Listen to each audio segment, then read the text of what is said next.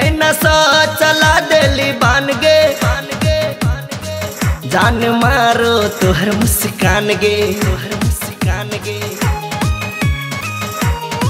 ए गोरी नैना सा चला देली बान गे जान मारो तोहर मुस्कान गे तोहर प्यार में भलियो दीवाना अपना बना ले तोरा इहे जेठ में भेटे ले अहिया गोरी छदिया के खेत में अपना बना ले तोरा इहे जेठ में भेटे ले अहिया गोरी छदिया के खेत में।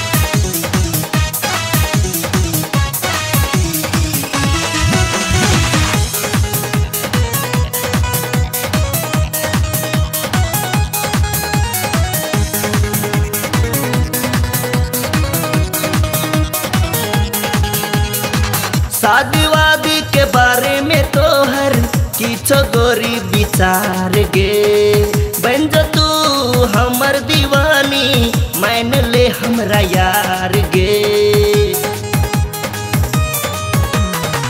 शादी वादी के बारे में तोहर किछो गोरी विचार गे बन जो तू हमर दीवानी मान ले हमरा यार गे।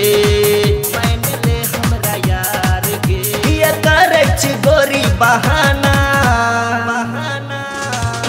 अपना बना ले तोरा इहे जेठ में भेटे ले अहिया गोरी छदिया के खेत में अपना बना ले तोरा इहे जेठ में भेटे ले अहिया गोरी छदिया के खेत में।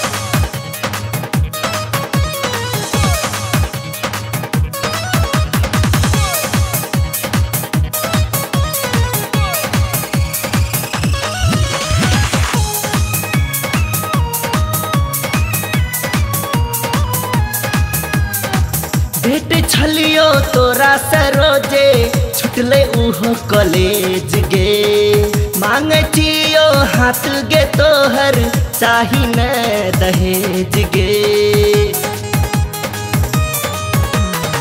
भेट छलियो तोरा सरोजे छुटले उहो कॉलेज गे मांग छियो हाथ गे तोहर चाही न दहेज गे।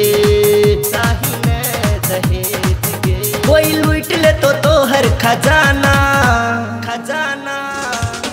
अपना बना ले तोरा इहे जेठ में भेटे ले अहिया गोरी छदिया के खेत में अपना बना ले तोरा इहे जेठ में भेटे ले अहिया गोरी छदिया के खेत में।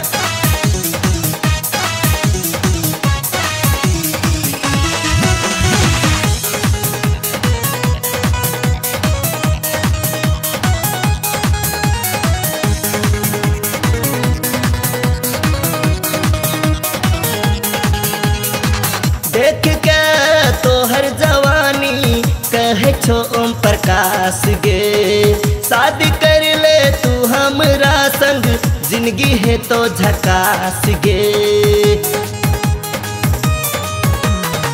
देख के तोहर जवानी कहे छो ओम प्रकाश गे शादी कर ले तू हमरा संग जिंदगी है तो झकास गे।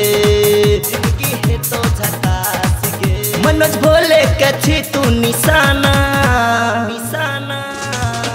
अपना बना ले तोरा इहे जेठ में भेटे ले अहिया गोरी छदिया के खेत में अपना बना ले तोरा इहे जेठ में भेटे ले अहिया गोरी छदिया के खेत में।